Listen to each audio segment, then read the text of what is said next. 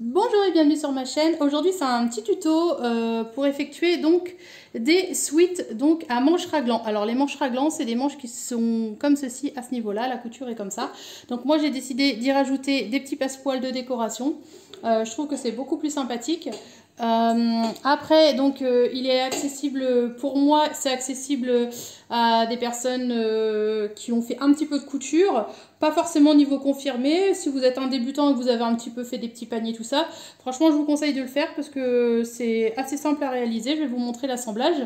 Après je sais qu'il y a beaucoup de personnes qui ont peur de coudre, que ce soit du sweat, du jersey, du molleton, tout ça. Franchement lancez-vous, vous serez vraiment surpris parce que c'est pas du tout compliqué en soi.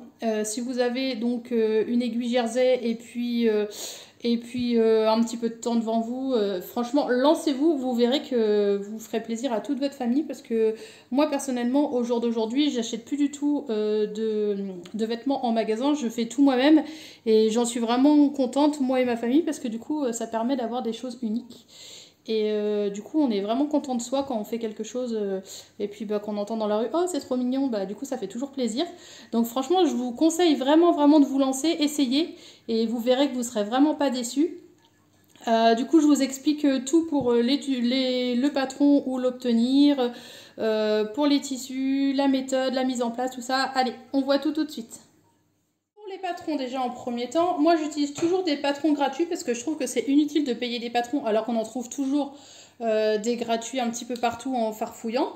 Donc si vous voulez des liens de patrons gratuits pour des sweats raglans, donc je vais mettre tous les liens sur mon Facebook. Donc je vous mets le lien en bas pour aller sur le groupe Facebook et puis vous n'aurez plus qu'à aller sur le groupe et rechercher donc les liens pour télécharger ces patrons. Alors j'ai trouvé pour bébé, j'ai trouvé pour enfant, j'ai trouvé pour femme. Il y a juste pour homme que j'ai pas trouvé, mais je pense qu'on peut adapter celui pour femme.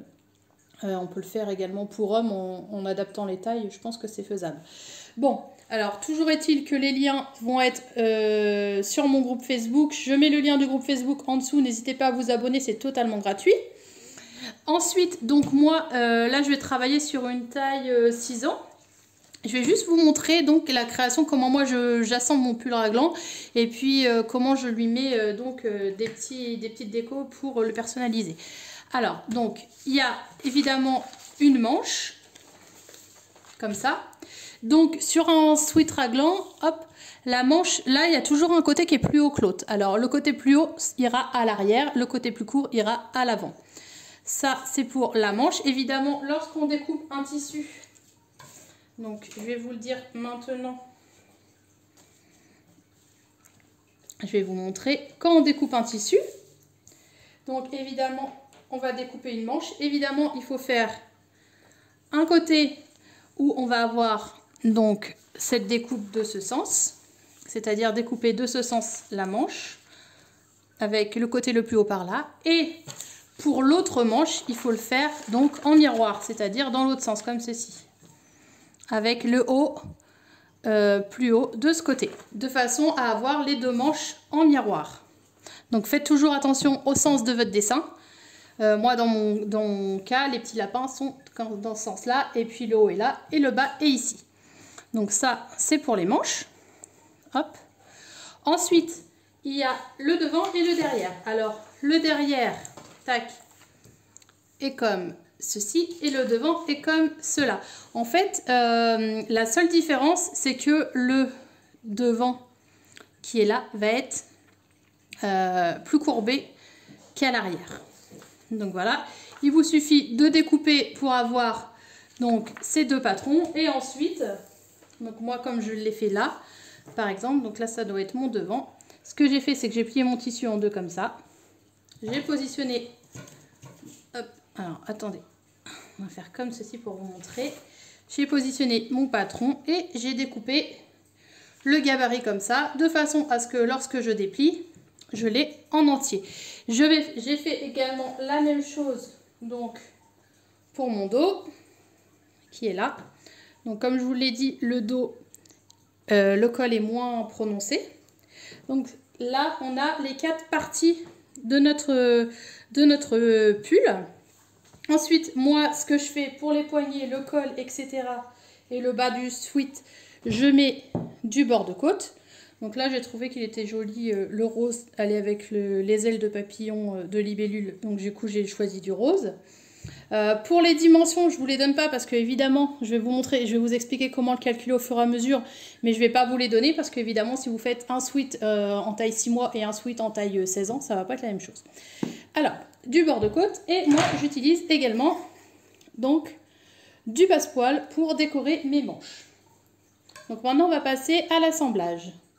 Pour l'assemblage, ça c'est le devant de mon sweat. Bon, il est un petit peu chiffonné, je vais le passer au fer dans 5 minutes, c'est pas très grave. Ce que je vais vous montrer, donc si vous voulez le décorer, faites-le maintenant, c'est plus facile. Et moi, je commence déjà par positionner mon passepoil. Donc le passepoil, vous connaissez tous, je suppose. Il y a un bourrelet d'un côté et un morceau de tissu de l'autre comme ceci. Entre les deux, il y a une petite corde. Ce qu'il suffit de faire, c'est de positionner, donc évidemment on épingle, on vient positionner notre passepoil là. Donc ça va être les futures manches. Donc moi ce que je fais, c'est que je le positionne à ce niveau-là, comme ça. Et je viens coudre avec le pied à fermeture éclair au plus près du bord, ici. Donc moi je fais un point droit, mais c'est un point droit élastique, parce que c'est un sweat. Après, si vous n'avez pas de point droit élastique, je pense qu'avec un point droit, à ce niveau-là, l'élasticité ne va pas trop être sollicitée, donc je pense que vous pouvez faire un point droit classique. Donc faites comme vous le souhaitez. Après, si vous êtes débutant, vous faites un point droit classique et puis je pense que ça devrait le faire. Donc on fait un point au plus près du bord. Ici, on pose le passepoil là. Et je fais également la même chose de ce côté. Donc on fait de chaque côté des manches. Tac, on vient positionner et on vient coudre au plus près du bourrelet notre passepoil. Donc on épingle bien, on fait la couture ici et la couture là. Et moi je vais en profiter également pour faire donc un petit dessin sur le devant, parce que du coup tout blanc comme ça, je trouve que c'est un petit peu tristouné. On se retrouve tout de suite après. Alors pour la pose du passepoil, je rappelle que c'est une étape qui est facultative, vous n'êtes pas obligé de le faire. Moi je le fais à titre décoratif parce que je trouve que c'est beaucoup plus joli. Bon, notamment pour un sweat de petite fille. Après, si c'est un sweat de garçon, c'est à vous de voir. Mais moi, je trouve que c'est beaucoup plus joli d'avoir une petite décoration comme ça sur le sweat. Ça permet de limiter donc le devant de l'emmanchure. Voilà. Mais bon, c'est une étape qui est facultative, je le rappelle. Donc, une fois qu'on a préparé notre devant, c'est-à-dire que j'ai cousu mes passepoils là et là. Donc maintenant, ce que je vais faire, c'est que je vais mettre les manches. Alors, pour les manches, faites attention au devant, au derrière. Là, c'est le devant, l'endroit le plus haut, c'est le derrière.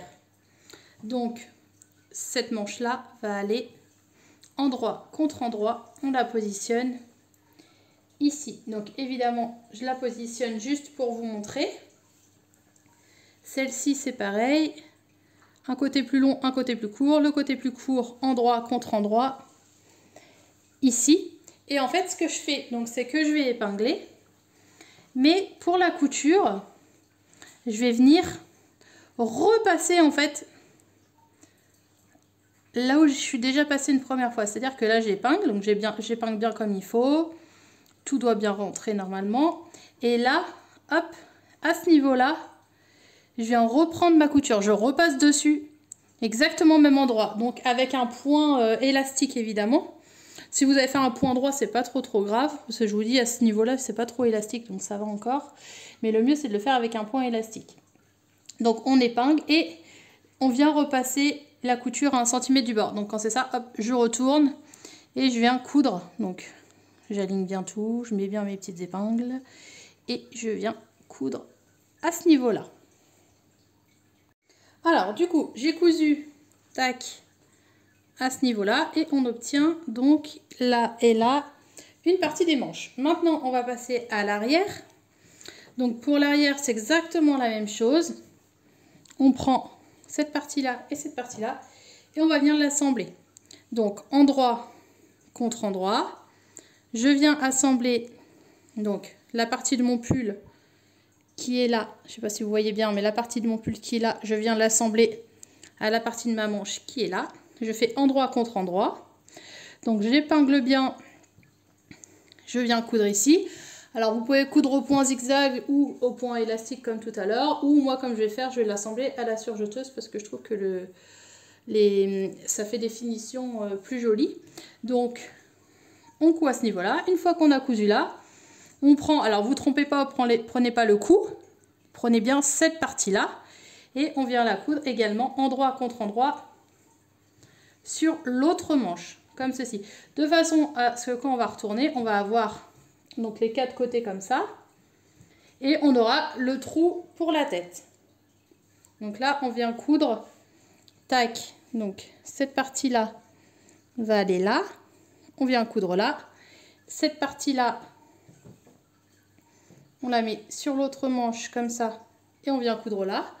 Donc au point zigzag, au point élastique, enfin un point qui supporte les coutures, enfin qui est adapté donc au jersey ou au sweat et à la surjeteuse. Donc si vous avez une surjeteuse, c'est beaucoup plus facile. Donc voilà, donc on se retrouve juste après. Alors j'ai bien assemblé donc le dos ici et ici. Donc on a toutes les coutures avec l'ouverture pour la tête. Donc de devant ça donne ça. Il reste les coutures sur les côtés à faire. Et du coup pour les faire, ce qu'on fait c'est qu'on met le pull endroit contre endroit, donc comme ça. Alors on aligne bien le dos avec le devant. Donc normalement les coutures doivent correspondre. On aligne bien les manches.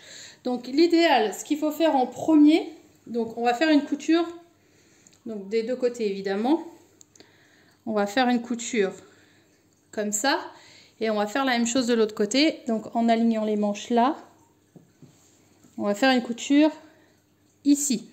Mais moi ce que je vous conseille de faire en premier temps, pour histoire d'être vraiment aligné, c'est de commencer à coudre ici.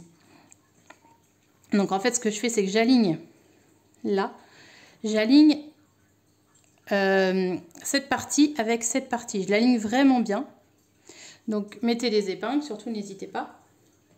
Ce que je fais toujours c'est que je fais quelques petits allers-retours là et ensuite, seulement ensuite, donc par exemple je peux partir de là, coudre ici et ensuite faire la suite par là.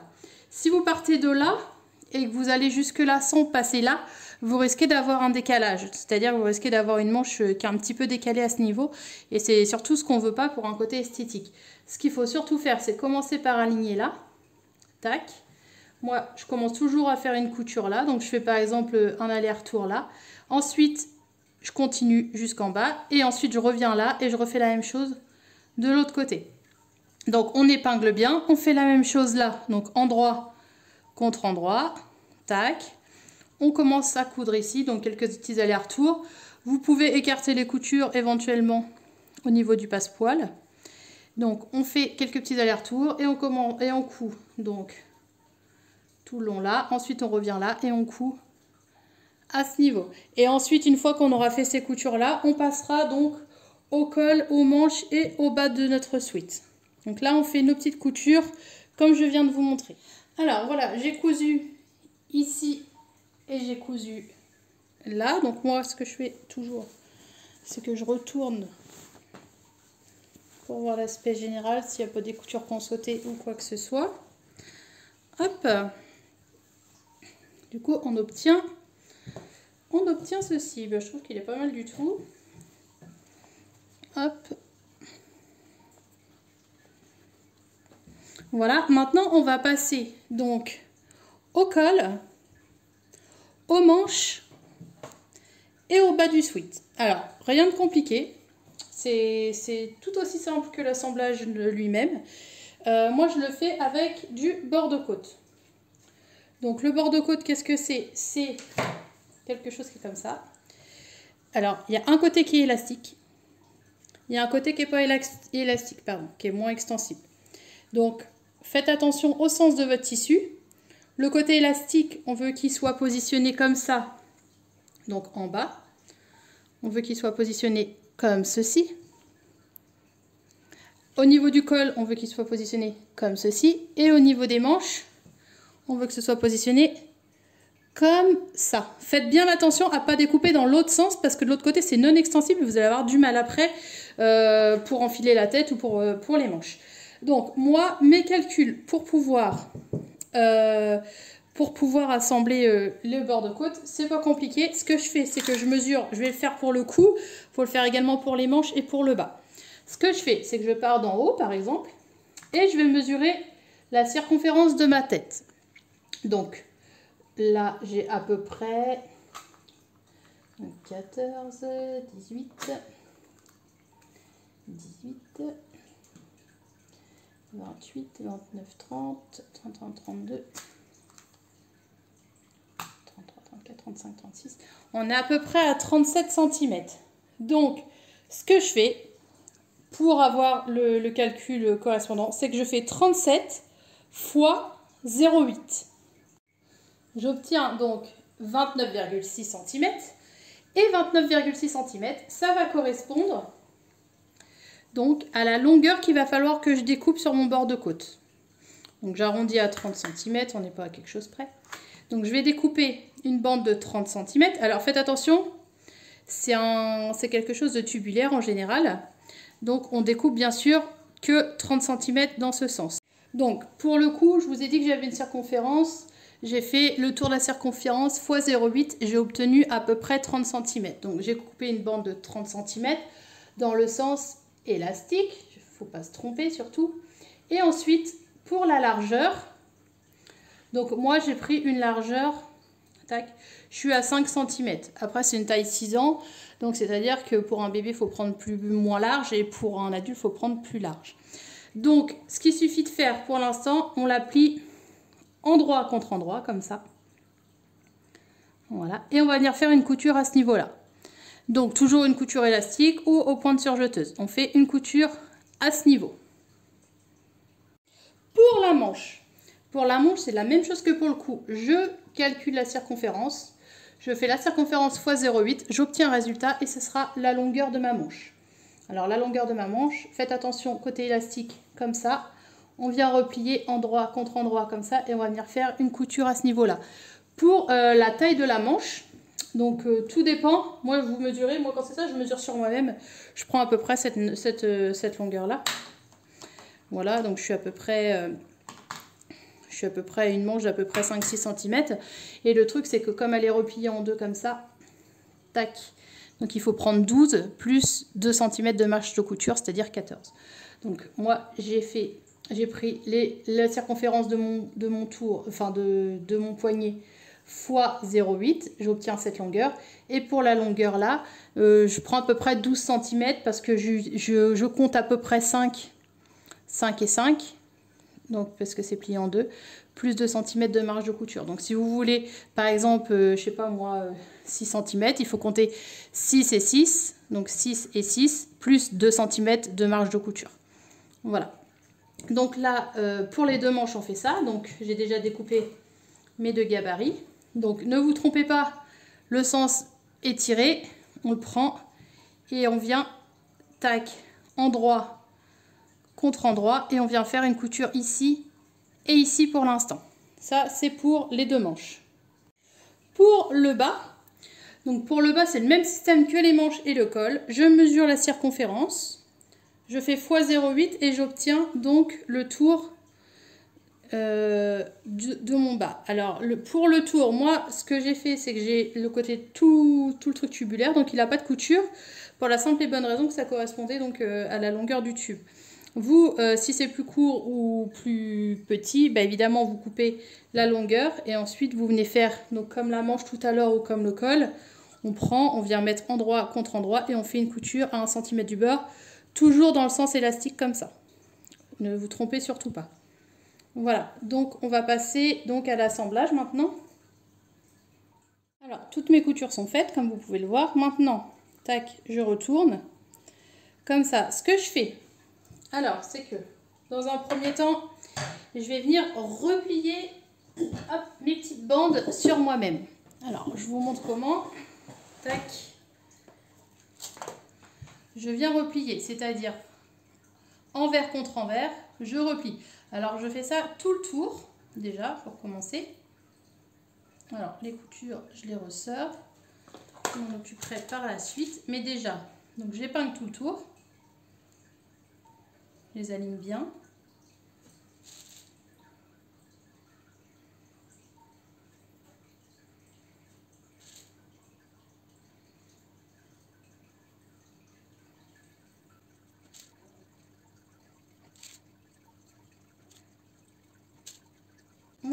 Donc là, c'est mon col.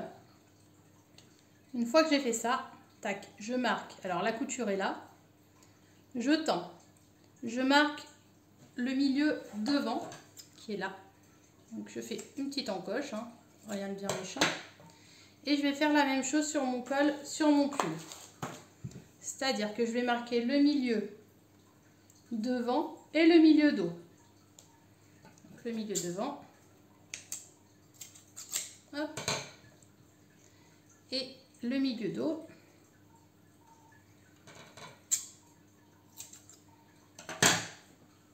Voilà, donc j'ai fait mes petites encoches ici et là. Et maintenant, je vais venir positionner cette bandelette. Alors, cette bandelette, ce que je fais, je commence par le dos. Je mets la couture, je la mets toujours à l'arrière. C'est-à-dire qu'on positionne donc la partie non pliée est vers l'extérieur, la partie pliée vers l'intérieur du col. Et je viens positionner. Donc, je répingle en prenant le sweat. Je fais la même chose pour le devant, c'est-à-dire que hop, je prends mon devant, encoche contre encoche, je positionne et je viens épingler. Pour l'instant, on épingle uniquement le devant et le derrière. Une fois qu'on a fait ça, il ne reste plus qu'à étirer parce qu'en fait, vu que la bande est étirable, il ne nous reste plus qu'à bien la positionner. Donc, c'est-à-dire que hop, ce que je fais, c'est que j'étire, de façon à avoir le tout aligné, comme ça. Et une fois que tout est aligné, hop, épingle. Je tire entre les deux, c'est aligné, hop, je vais mettre une épingle. Et je fais ça tout le tour, de façon à que tout soit bien aligné. Et je n'ai aucun problème par la suite, en fait, pour monter mon pull. Donc là, alignement, alignement, hop, j'épingle. Et je vais venir faire ça tout le tour. Alignement, alignement, j'étire mon bord de côte, j'épingle. Je fais la même chose là, j'étire, j'épingle. Vous voyez, c'est très facile. Le but en fait de faire ça, c'est pour pas avoir un côté qui est plus étiré que l'autre. Il faut vraiment que la bande soit étirée uniformément sur tout le t-shirt, sur tout le sweat. Oui, ça peut être également un t-shirt, mais là, pour le cas, c'est un sweat. Hop. Et une fois qu'on a tout épinglé comme ça, on va venir coudre. Alors, soit on coud comme tout à l'heure avec un point élastique ou un point zigzag tout autour, ou alors, comme moi, je viens coudre à la surjeteuse. Donc, on fait tout le tour comme ça. Pour la manche, bon, pour la manche, c'est le même principe. C'est-à-dire que j'ai cousu, j'ai fait ma couture là, je vais venir le replier sur lui-même, comme ça. Alors, je prends et je le replie sur lui-même de façon hop, à qu'il soit bien mis comme ceci. Donc les coutures c'est pareil, on va s'en occuper par la suite. Et on fait exactement la même méthode que le col, c'est-à-dire on prend la couture qui est là, ce que je fais, tac, je prends l'extrémité et je viens marquer le milieu. Je fais la même chose sur mon pull. J'étire, je marque le milieu à ce niveau. Une fois que j'ai marqué les deux milieux, je prends ma manche, donc qui est repliée sur elle-même, envers contre envers, on est bien d'accord. Je prends ma manche et je vais la faire glisser comme ça, dedans. Donc il faudra faire la même chose pour la deuxième manche, vous êtes bien d'accord. Ensuite, comme le col, couture contre couture, tac, on épingle. Le milieu devant, on cherche la petite encoche contre la petite encoche, comme ça, pareil, on épingle et ensuite on vient étirer notre bord de côte. Vous allez voir, ça se positionne tout seul. On l'étire et on épingle. On fait ça à chaque fois. On étire, on épingle, on étire, on épingle, de façon à ce que le bord de côte se positionne hop, tout seul et qu'on n'ait plus qu'à coudre. Donc là, c'est pareil. On fait la même chose là. Et en fait, on positionne notre manche comme ça. C'est tout simple. C'est vraiment, franchement, essayez et vous verrez que vous ferez des sweats après à toute la famille parce que c'est vraiment facile d'accès. Voilà, donc on fait ça pour une manche. On vient coudre tout autour, donc point élastique, point zigzag ou surjeteuse comme vous le souhaitez, tout autour. Et pour le bas, bah c'est exactement la même méthode. C'est-à-dire que notre bord de côte, on le replie. Tac. Envers contre envers. Alors moi je mets toujours des épingles parce que c'est vrai qu'il y en a beaucoup pour faire tout le tour.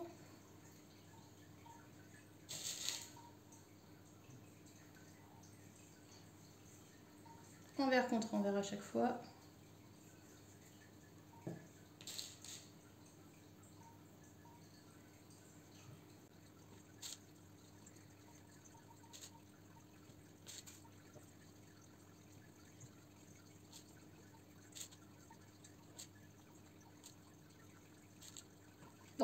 Une fois que tout est épinglé, normalement vous avez une couture. Donc moi je n'en ai pas parce que ça faisait pile poil le tour du tube, mais la couture, donc ce qu'on fait comme tout à l'heure, on définit le milieu dos. Hop. On définit également le milieu devant.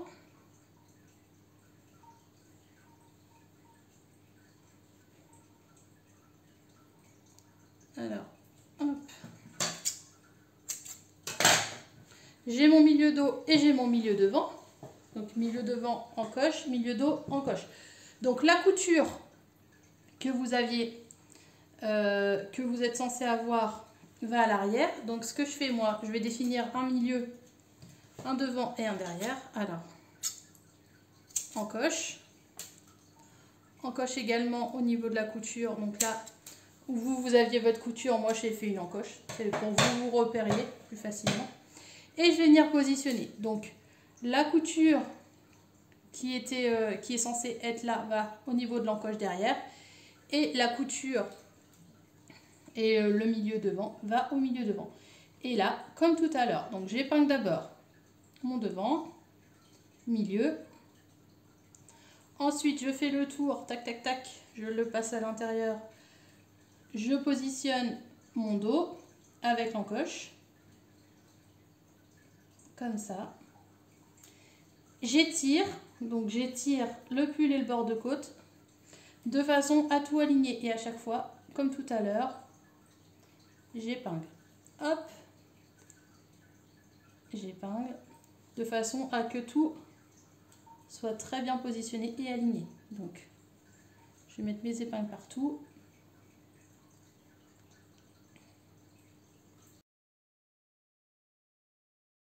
Donc, milieu, milieu, je tire.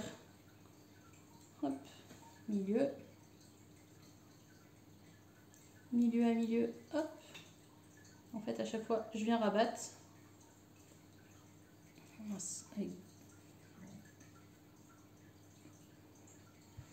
Ma position n'est pas forcément idéale. Hop.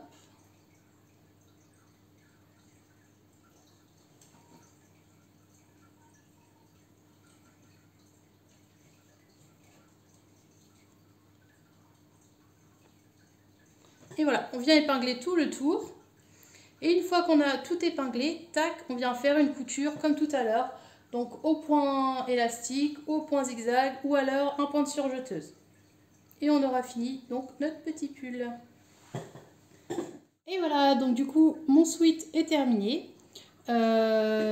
Donc j'ai bien assemblé les manches, j'ai bien assemblé le col, j'ai bien assemblé le bas. Maintenant ce qu'il nous reste à faire, si vous le souhaitez, après c'est pas une obligation, c'est faire une surpiqûre au niveau du col.